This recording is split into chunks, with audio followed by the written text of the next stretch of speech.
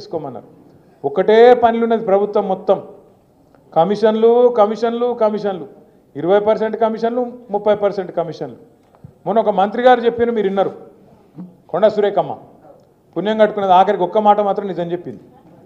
మా ప్రభుత్వంలో ఫైళ్ళు కదలాలంటే మంత్రులు చేయి దడపందే కాదు, కానీ నేను ఒక్కదాన్ని మాత్రం మంచిదాన్ని మా వాళ్ళు అందరూ లంగాలని చెప్పింది. ఆమె నిజాయితీ. ఆమె సంగతి నాకు తెలియదు కానీ మాట మాత్రం చెప్పింది, ఖుల్లా చెప్పింది. మంత్రులు పైసలు తీసుకుంటారు, ఫైళ్ళు కదలాలంటే నిజాయితీగా చెప్పింది. ఇంకో తమ్ముడు ఉన్నాడు ఎమ్మెల్యేగా, మహబూబ్నగర్, ఆయన ఖుల్లా చెప్పిండు, కాంగ్రెస్ ఎమ్మెల్యే 30% కమిషన్ తీసుకుంటాను మా మంత్రులని. ఇక ఆఖరికి కాంట్రాక్టర్లు వచ్చి సెక్రటేరియట్లో ధర్నా పెట్టిండు. ఉప ముఖ్యమంత్రి బట్టి విక్రమార్క ఛాంబర్ ముంగట 20% కమిషన్ 30% కమిషన్ నీకిస్తే మాకేం మిగులుతుంది రాబోయే అని చెప్పి వాళ్ళు. ఇదంతా ఎందుకు చెప్తున్నా అంటే, ఇక కమిషన్ల లొల్లి మొత్తం ఊరూరికి పోయింది, గ్రామానికి పోయింది, మనిషికి పోయింది. వీళ్ళంతా కుంభకోణాలు ఎంత దోపిడీ చేస్తున్నారో ఈ 16-17 నెలలనే బిల్డర్లను, కాంట్రాక్టర్లను, ఆఖరికి చిన్న నాయకులను ఎవ్వని వదలకుండా తాట తీస్తున్నారు, కమిషన్లు తింటున్నారు అనే మాట తెలిసినాక మరి పబ్లిక్ మైండ్ డైవర్ట్ చేయాలి కదా. అందుకే ముఖ్యమంత్రి ఏం చేసిండు, కేసీఆర్ గారికి కమిషన్ నోటీసులు, ఏది కాళేశ్వరం కమిషన్ నోటీసులని ఎన్నో కథ. ఇక అది రాగానే మిగతాన్ని మరుగున పడతాయి. కేసీఆర్ అంటే మొన్న ఎట్లుంటుందో వరంగల్లో చూసిరు కదా, మీరు చూసిరు, వచ్చిరు అందరూ. కేసీఆర్ కదిలితే మొత్తం మళ్ళీ తెలంగాణ సమాజం అంతా అక్కడికి వచ్చి, వరంగల్కి వచ్చి చరిత్రలో చూడని ఒక అద్భుతమైన మీటింగ్ అద్భుతంగా విజయవంతం చేసినందుకు నిర్మల్ జిల్లా నాయకులకు, నిర్మల్ తాలూకా నాయకులకు కూడా మనస్ఫూర్తిగా ధన్యవాదాలు చెప్తున్నాను. కేసీఆర్ కదలంగానే వీళ్ళకి భయం పుట్టుకున్నది. మళ్ళీ అమ్మ కేసీఆర్ బయటికి వచ్చిండు, మళ్ళీ లక్షల మంది వచ్చిర్రు, మన పని తుస్సు. కాబట్టి ఏం చేయాలి, ఏదో ఒకటి చేయాలి, నోటీసులు ఇవ్వాలి, ఏదో జరుగుతుందన్నట్టు బిల్డప్ ఇవ్వాలి, ఏదో ఒకటి చేసి మన వైఫల్యాల నుంచి, మన అటర్ ఫ్లాప్ గవర్నమెంట్ నుంచి ప్రజల దృష్టి మలచాలి. నిన్నగాక మొన్న నేను గుల్జార్ హౌస్ అని హైదరాబాద్లో చార్మినార్ పక్కకే ఉంటుంది, అక్కడ పెద్ద అగ్ని ప్రమాదం జరిగింది. ఒకటే ఇంట్లో ఒకటే కుటుంబానికి సంబంధించిన వాళ్ళు 17 మంది చచ్చిపోయారు.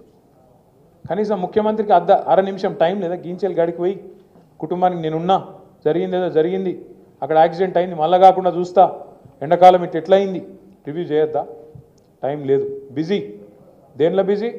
అగ్ని ప్రమాదం బాధితులను చూసేందుకు టైం లేదు, అందాల పోటీలలో బిజీ, డ్రోన్ షోలలో బిజీ. మింగ మెతుకులేదు కానీ మీసాలకు సంపెంగ నూనె పెట్టిండేట వెనకటికి కూడా. ఒకది ఈయననే చెప్తాడు, మన బతుకు బిచ్చే బతుకు అయిపోయింది, మనం దిక్కు దివానం లేకుండా ఆగమైపోయినామని చెప్తాడు ఈయననే. నేను అసెంబ్లీలో చెప్పినా మళ్ళీ చెప్తున్నా మీ అందరికీ. ఆ మధ్యలో ఒక సినిమా వచ్చింది అపరిచితుడు, చూసిరా ఎవరన్నా? అలా ఇద్దరు ఉంటారు, ఒకటే మనుషులు ఇద్దరు ఉంటారు అన్నాడు. వాడు ఇటు చూస్తే ఒక తిరుగుంటాడు, అటు చూస్తే ఒక తిరుగుంటాడు. ఇటు చూస్తే రాము అట, అటు చూస్తే రెమో. రెమో అనేటోడు లంగా, రాము అనేటోడు మంచోడు. అర్థమైంది కదా? రెమో అనేటోడు లంగా, రాము అనేటోడు మంచోడు. ఈ రెమో అనేటోడు ఏమంటాడు, ఏ కేసీఆర్ అప్లపాలు చేసిపోయిందివా రాష్ట్రాన్ని, మొత్తం దివాలా తీసింది రాష్ట్రం, మన బతుకు బిచ్చ బతుకు అయిపోయింది. ఇక నేనైతే నన్ను పోతే ఢిల్లీలో దొంగను చూసినట్టే చూస్తుండ్రు. దొంగ లెక్కనే చూస్తారు కదా, దొంగను చూసినట్టే చూస్తుండ్రు నన్ను. ఎవరు అపాయింట్మెంట్ అడిగితే వీడు చెప్పులు ఎత్తుకపోతాడేమో అని చెప్పి అపాయింట్మెంట్ కూడా ఇస్తలేరు అని రెమో అంటాడు. ఏది నాకు అప్పే ఉడతలేదు అని రెమో. రాము అంటే ఏమంటాడు, అదే మనిషి మళ్ళా వాడేమంటాడు అసెంబ్లీలో, నేను 1,58,000 కోట్లు అప్పు చేసిన అని. అదే రేవంత్ రెడ్డి రాము రూపంలో అసెంబ్లీలో నేను 1,58,000 కోట్ల అప్పు 16 నెలల్లో చేసిన అంటాడు. కేసీఆర్ గారు 10 ఏళ్లలో సంవత్సరానికి 40,000 కోట్ల అప్పు చేస్తే అది తప్పట. కానీ రేవంత్ రెడ్డి గారు సంవత్సరంలో 1,60,000 కోట్ల అప్పు చేస్తే అది తప్పు కాదట. ఇప్పుడు కేసీఆర్ గారేమో అప్పు చేస్తే ఏం చేసిండు, 73,000 కోట్ల రూపాయలు రైతు బంధు రూపంలో మీ అందరికీ టింగు అనుకుంటా 11-12 సీజన్లు మీ ఖాతాలు వేసిండు. మరి రేవంత్ రెడ్డి గారు 1,60,000 కోట్లు అప్పు చేస్తేవి ఏం చేసినావు, ఆడబెట్టినావు. టింగు అంటే కేసీఆర్ యాదికి వస్తాడని టకీ అన్నాడు. యాడరబై టకీ అంటే ఇంతవరకు టకీ లేదు, టికీ లేదు. ఒక్క కాడ మాత్రం పడుతున్నాయి టకీ మని. ఏడా? అది కరెక్ట్ మాట. ఢిల్లీలో మాత్రం టంచన్గా కొట్టకపోతే ఈయన పోస్ట్ ఊస్టింగ్ కదా, పీక్ తెల్లారు లేచే వరకు కాంగ్రెస్లో ఎవడు కుర్చీ ఎవడు గుంచుతాడో తెలియదు. అక్కడ మాత్రం పైసలు దన్ పడుతున్నాయి. ఏడా? రాహుల్ గాంధీ ఖాతాల, ఢిల్లీ ఖాతాల, ఢిల్లీ పెద్దల ఖాతాల మాత్రం ఇక్కడ జరుగుతున్న దోపిడీని మంచిగా అక్కడికి పైసలు తీసుకుపోయి మాత్రం ఢిల్లీలో వంచుతాను. నేను అడుగుతున్నా, ఒక్కసారి యాద్ చేసుకోండి మీరు. నేను అపరిచితుడని ఉత్తగానే అంటలేను రేవంత్ రెడ్డి గారిని. ఓ దిక్కేమో కేసీఆర్ ఉద్యోగాలు ఇవ్వలేదని రేమో అంటాడు, రాము అనేటోడేమో అదే కాగితాలు పట్టుకొని మళ్ళా తెల్లారి కేసీఆర్ ఇచ్చిన ఉద్యోగాలకే ఈయన పత్రాలు ఇచ్చుకుంటా పోదులు కొట్టుకుంటా ఆయన నిలబడతాడు. కేసీఆర్ ఆనవాళ్ళు లేకుండా చేస్తా అంటాడు ఎవడు, రెమో. రాము ఏం చేస్తాడు, అందాల పోటీల కంటెస్టెంట్లను మన సచివాలయం కాడికి, ఆడికెళ్ళి సీదా మన కమాండ్ కంట్రోల్ సెంటర్ కాడికి, ఆడికెళ్ళి మన టీ హబ్కు, ఆడికెళ్ళి బుద్ధవనానికి, ఆడికెళ్ళి ఆఖరికి యాదగిరి గుట్టకు కూడా తీసుకుపోయి, యాదాద్రికి కూడా తీసుకుపోయి మళ్ళా ఆడ ఫోటోలు దింపుతాడు. మరి కేసీఆర్ ఆనవాళ్ళు లేకుండా చేస్తా అంటివి కదా, మరి మీరేమైనా కట్టింది ఉంటే, ఏమైనా పొడిచింది ఉంటే మీరు చూపెట్టకపోయినావు. మరి తీసుకుపోయి కాంగ్రెస్ వాళ్ళం 55 ఏళ్ళ ఇవన్నీ కట్టినామని చూపెట్టకపోయినావు. అయితే అప్పుడు నిజాం కట్టిన చార్మినార్ ఉంది, లేదా మళ్ళీ కేసీఆర్ కట్టినవనే తప్ప మధ్యలో 55 ఏళ్ళు ఏమీ లేదు అనే మాట కూడా స్పష్టంగా తేలిపోయింది.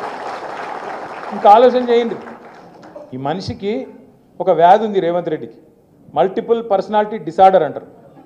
ఒకడే మనిషి నలుగురు లెక్క నటిస్తాడు అన్నట్టు మనకు ఉంది అది. అప్పుడే ఇట్లంటాడు, అప్పుడే అట్లా అంటాడు, అప్పుడే కాళేశ్వరం కూలేశ్వరం అయిపోయింది కొట్టుకుపోయింది అంటాడు. ఇంకో దిక్కేమో అదే కాళేశ్వరంలో కొండపోచమ్మ సాగర్కి వెళ్ళి హైదరాబాద్కి నీళ్లు తెస్తా అంటాడు. అయితే అదన్న కావాలి లేకపోతే ఇదన్న కావాలి, రెండు ఎట్లయితాయి? కొండపోచమ్మ ఉన్నదే కాళేశ్వరంలో ఉన్నాయి, మల్లన్న సాగర్ ఉన్నదే కాళేశ్వరంలో ఉన్నాయి. అది కూలిపోతే మరి నీళ్ళు ఎక్కడికి వెళ్ళున్నాయి? మల్లన్న సాగర్లో, కొండపోచమ్మ సాగర్లో.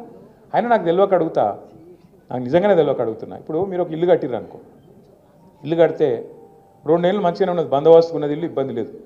3వ సంవత్సరంలో వాడో వీడో లట్టుగాడో పొట్టుగాడో ఏదో దొంగ పని చేసిండు, మొత్తానికి పక్కింటోడు ఏదో బ్లాస్టింగ్ చేసిండు, ఏదో ఒకటి చేసిండు, మీ ఇంట్లో చిన్న పర్రె పడ్డది, నీళ్ళు వస్తున్నాయి. ఏం చేస్తారు మీరు? ఇల్లంతా గులగొడతారా?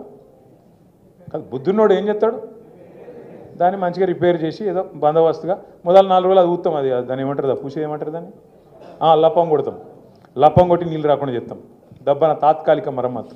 కాదు కూడదంటే దాన్ని శాశ్వతంగా ఏదన్నా రిపేర్ చేసుకొని దాన్ని బందోబస్తుగా చేస్తాం. బుద్ధినోడు ఎవడైనా అదే చేస్తాడా? ఎవడని ఇల్లు గులగొడతాడా? మొత్తానికి పర్యబడితే రేవంత్ రెడ్డి మాత్రం ఇల్లు గులగొడతా, సమస్యనే లేదు. కేసీఆర్కి పేరు వచ్చింది, కాళేశ్వరం కడితే నేను బరాజ్ని గులగొడతా, కూలగొట్టి మళ్ళా కడతా. మేస్త్రా మన్నా, మేస్త్రి అంటే మనోడు కూడా అంటుండు, గుంపు మేస్త్రి కదా అంటుండు. మేస్త్రి అంటే కట్టేటోడు, వీడు కూలగొట్టేటోడు. కూలగొడుతుంది కూడా సెపరేట్ మేస్త్రీలు ఉంటారు. మీరు చూడుర్రి, 17 నెలల 17-18 నెలల ఒక్క ఇటుక పెట్టిండా ఎక్కడైనా? కొత్త ప్రాజెక్ట్ ఏదైనా కట్టిండా? కేసీఆర్ మరి 40,000 కోట్ల అప్పు సంవత్సరానికి చేస్తే రైతు బంధు ఇచ్చిండు, కరెంటు మంచిగా చేసిండు, నీళ్లు మంచిగా చేసిండు, ప్రాజెక్టులు కట్టిండు, ఇల్లు కట్టిండు, ఇన్ని కథలు చేసినావు. నువ్వేం చేసినావు? ఇంకా ఎన్ని చెప్పాలి? రైతు వేదిక చెప్పాలి, ఎన్ని చెప్పాలి? ఇంకా నేను ఊరూరికి డంపింగ్ యార్డ్ కట్టినాం, నర్సరీ కట్టినాం, వైకుంఠ ధామాలు కట్టినాం, ఒకటా రెండా? ఇవన్నీ చెప్పమంటావు అంటున్నా. అందుకే ఈ బాగానే ఉంది, అన్నీ చెప్తున్నావు కదా. మరి నిర్మల్ ఎందుకు ఓడిపోయారు? మరి మీరు ఇన్ని చేసి నిర్మల్ ఎందుకు ఓడిపోయారు? నేనేమంటున్నా అంటే, ఒక నిమిషం నేనేం చెప్తున్నా అంటే, మీరు దయచేసి ఒకటి గుర్తుపెట్టుకోండి, నిర్మల్లో కానీ ముదోళ్ళ కానీ ఇంకొకటి పని అంతటా అయింది, ఫలితాలు కొన్ని చోట్లనే వచ్చినాయి. ఎందుకు అంటే కారణం ఒకటే, మనం పెట్టిన అభ్యర్థి మీకు నచ్చ